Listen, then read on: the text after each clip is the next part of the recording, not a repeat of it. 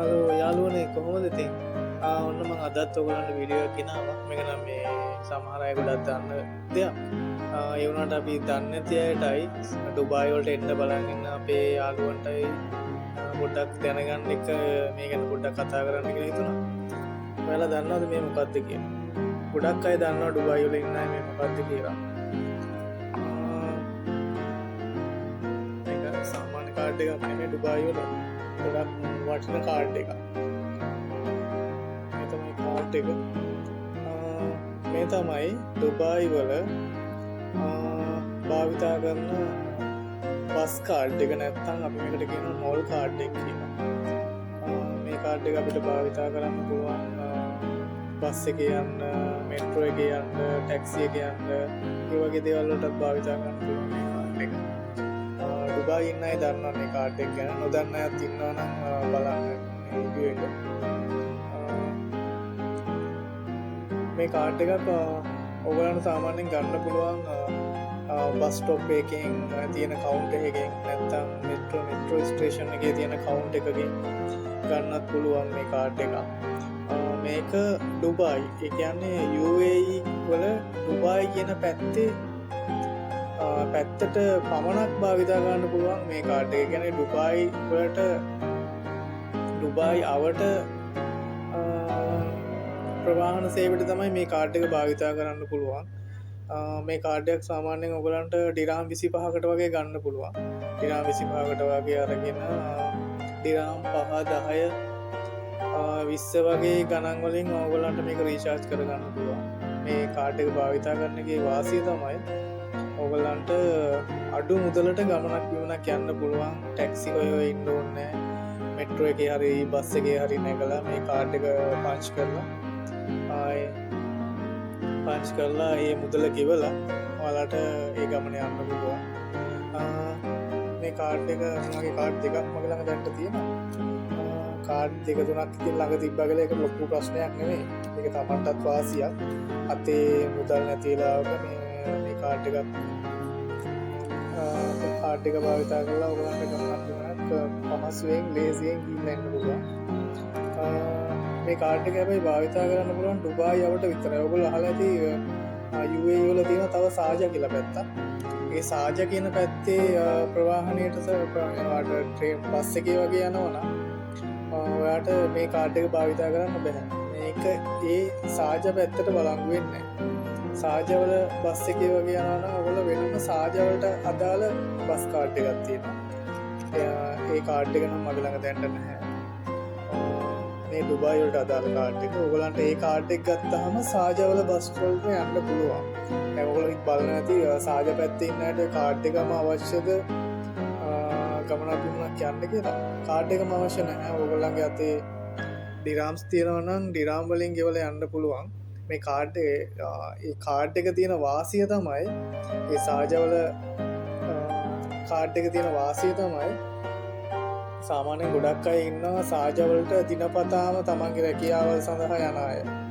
කියන්නේ සාජා ප්‍රදේශයේ ඇතුළත හැමදාම යන අය. ඉතින් ඒගොල්ලෝ සල්ලි වලින් ගෙවන්න ගියොත් එහෙම දවස් 30ක් තියෙනවනේ මාසෙකට. ওই දවස් 30 මෙයා වැඩට යනවා නම් සල්ලි වලින් එයා ගෙවුවොත් එහෙම එයාට ලොකු ගාණ වියදමක් යනවා. ඉතින් එයා මේ වගේ මන්ත්ලි මේ කාඩ් එකක් රීචාර්ජ් කරගන්නවා, මේ සාජා වල කාඩ් එක. ඉතින් එයාට පුළුවන් මන්ත්ලි ඒ කාඩ් එක රීචාර්ජ් කරගෙන අඩු මුදලට ඒ සාජා ඇතුළත ගමනක් බිමනක් යන්න. මේ කාඩ් එක ඩුබායි කාඩ් එක. ඒ කියන්නේ ඩුබායි වල බස් කාඩ් එක. මේ කාඩ් එක සාමාන්‍ය රීචාර්ජ් කරන්නත් අපහසුතාවයක් නැහැ. ඕනම බස් ස්ටොප් එකකින්, එතකොට මෙට්‍රෝ ස්ටේෂන් එකකින්, තව පාරේ හැමතැනම වගේ තියෙනවා මේ රීචාර්ජ් කරන මැෂින්. මේ මැෂින් එකක් භාවිතා කරලා ඔයගලන්ට මේ කාඩ් එකක් රීචාර්ජ් කරගන්නත් පුළුවන්. මම ඔයගලන්ට මේ මැෂින් එකේ යන ප්‍රොසෙස් එක පෙන්වන වීඩියෝ එකක් දාන්නම්. දැන්ට මම මේ කාඩ් එක ගැන පොඩි හැඳින්වීමක් ඔයගලන්ට දැම්මේ. ඔයගොල්ලෝ මේ කාඩ් එකක් ගන්න. මේ කාඩ් දෙකක් තුනක් ළඟ තිබ්බා කියලා ඔයගලන්ට පාඩුවක් නැහැ. සල්ලි අතේ නැති වෙලාවක මේ කාඩ් එක භාවිතා කරලා ඔයගලන්ට ගමනක් බිමනක් හරි යන්න පුළුවන්. ඊට අමතරව මේ කාඩ් එකේ ඔයගලන්ට බැලන්ස් එක බලන්න සාමාන්‍ය මැෂින් එකක් ළඟට යන්න එපා. එහෙම නැතුව ඔයාට පුළුවන් නොල් ඇප් කියලා ඇප් එකක් තියෙනවා. ඒ ඇප් එක ඩවුන්ලෝඩ් කරගෙන මේ මෙතන තියෙනවා නම්බර්ස් 6යි මෙතන නම්බර්ස් 10ක මේ නම්බර්ස් 10ක් තියෙනවා. ඒ නම්බර්ස් 10 ඒ ඇප් එක ඕපන් කරලා ඔයාට දීලා ඔයාගේ බැලන්ස් එක බලා ගන්න පුළුවන්. ඔයාට සාමාන්‍ය සමහර විට ඔයාට කාඩ් එක රීචාර්ජ් කරගන්න ඕන නම් ඔයාගේ කාඩ් එක මේ ඔයාගේ ක්‍රෙඩිට් කාඩ් එක හරි ඩෙබිට් කාඩ් එක හරි ලින්ක් කරගෙන ඒ ඇප් එක හරහා මේ කාඩ් එක රීචාර්ජ් කරගැනීමේ හැකියාවක් තියෙනවා. මේ QR කෝඩ් එක ස්කෑන් කරාට පස්සෙත් ඔයාට ඒ විස්තර ටික දැනගන්න පුළුවන්. මේක තමයි ඉතින් ඩුබායි වල තියෙන වටිනම කාඩ් එක. ඔයගොල්ලෝ ගොඩක් අය දන්නවත් ඇති මේ නොදන්න අයට කිව්ව එන්න බලන් ඉන්න අයටත් එක්ක. ඔයගොල්ලෝ මෙහෙට ආවට පස්සේ මේ වගේ කාඩ් එකක් ගන්න. කාඩ් එකක් අරගෙන ඔයගොල්ලන් කොහෙද ගමනක් බිමනක් යනවා නම් ඔයගොල්ලන්ට ඉන්ටර්විව්ස් යන්න වෙයි. පොඩ්ඩක් ඇවිතර කරලා යන්න වෙයි. ඉතින් ඔය වගේ වෙලාවට මේ කාඩ් එකක් තියෙන ගොඩක් වටිනවා. ඉතින් මේ වගේ කාඩ් එකක් භාවිතා කරන්න. මම ඔයගලන්ට සාජවල කාඩ් එකක් හම්බුනහම මම ඔයගලන්ට ඒකේ පොඩි වීඩියෝ ක්ලිප් එකක් දාන්නම්. මේක ගොඩක් ප්‍රයෝජනවත්. මේ වීඩියෝ එක ඔයගලන්ට ගොඩක් ප්‍රයෝජනවත් වෙයි කියලා හිතනවා.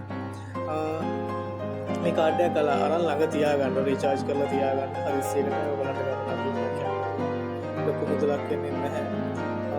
මේ කාඩ් එකේ තියෙන කාඩ් වර්ග කීපයක්. ඒ කියන්නේ කාඩ් ටයිප්ස් කීපයක් තියෙනවා. මේ සිල්වර් කාඩ් එක තියෙනවා, තව ගෝල්ඩ් කාඩ් එකක් තියෙනවා. ඒ ගෝල්ඩ් කාඩ් එක සාමාන්‍ය ටිකක් ගණන්. ඒක ටිකක් VIP සයිට් එකට යනවා වගේ කාඩ් එකක් තියෙන්නේ. ඒකේ හම්බෙන බෙනිෆිට්ස් ප්‍රමාණය ටිකක් වැඩි. මේ කාඩ් එකට සාමාන්‍ය බෙනිෆිට්ස් ප්‍රමාණයක් කියන්නේ ඉතින් මුදල් ගෙවීමේ හැකියාව තමයි තියෙන්නේ. මේ කාඩ් එකේ තියෙන ප්‍රශ්නයක් නෑ. ඔයාලට ගෝල්ඩ් කාඩ් එකක් ගන්න පුළුවන්. ඒක හරි ගන්න ගන්නත් පුළුවන්. මේ කාඩ් එක තමයි ඉතින් සාමාන්‍ය මේ ආපු කෙනෙක් ගන්න. මේ කාඩ් එක අරගෙන ඔයගොල්ලෝ ඉතින් පොඩ්ඩක් ගමනක් බිමනක් ගිහිල්ලා එළියට පහළට ගිහිල්ලා ටැක්සි එකම යන්න අවශ්‍ය නැහැ. ඔයගොල්ලන්ට පුළුවන් මේ ප්‍රවාහන සේවය භාවිතා කරන්න. මොකද මේ ප්‍රවාහන සේවය හරිම පහසු ප්‍රවාහන සේවයක් තියෙන්නේ. ඔයගොල්ලන්ට යන්න විදිහ කොහෙටද යන්න ඕනේ, ඒ වගේ දේවල් පවා ඔයගොල්ලන්ට මෙට්‍රෝ ස්ටේෂන් එකට හරි බස් ස්ටොප් එකට ගියාට පස්සේ හරි ඔයගොල්ලන්ට බලා ගන්න පුළුවන්. හැම ඩීටේල් එකක්ම තියෙනවා. ඔයගොල්ලෝ මේ බස් එකේ යන්න ඕනේ, එතනින් බහින්න ඕනේ, හැම විස්තරයක්ම ඔයගොල්ලන්ට දැනගන්න පුළුවන්. එහෙනම් ඔයගොල්ලන්ට මේ වීඩියෝ එක කියලා මොනවා පොඩි දෙයක් හරි ඔයගොල්ලන්ට දැනගන්න. එහෙනම් ඔයගොල්ලන්ට සුවපතනවා. පරිස්සමෙන් ඉන්න. මම තව හොඳ වීඩියෝ එකක් ගේන්නම් ඉස්සරහට. පොඩි වීඩියෝස් ටිකක් ගේන්න ඔයගොල්ලන්ට මොනවා ඩුබායි වලට ඉන්න අයට දැනගන්න ඕන දේවල්. මාව ෆලෝ කරලා සබ්ස්ක්‍රයිබ් කරලා තියාගන්න. එහෙනම් ගිහින් එන්න. ජය වේවා.